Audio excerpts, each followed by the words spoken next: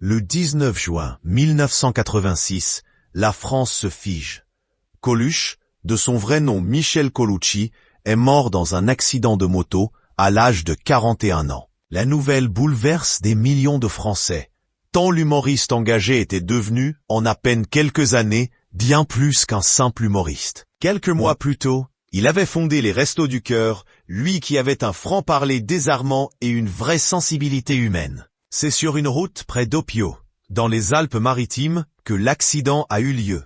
Ce jour-là, Coluche roule à moto, accompagné d'amis, lorsqu'il percute violemment un poids lourd qui aurait, selon le rapport officiel, manœuvré de manière imprévisible. Le choc est fatal pour l'humoriste. Bien que les secours arrivent rapidement sur les lieux, Coluche est déclaré mort sur place. Coluche sur sa moto de course en juin 1986, quelques jours avant sa mort.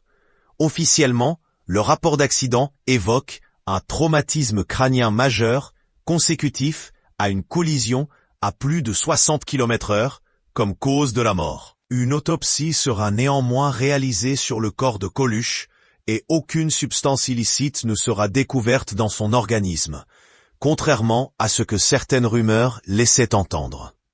Pourtant, cette cause officielle ne convainc pas. De nombreuses théories vont alors émerger, estimant que Coluche aurait été une cible à éliminer. Et pour cause, au-delà de sa carrière dans le milieu du divertissement, l'humoriste avait annoncé sa candidature à la présidentielle de 1981 avant de la retirer.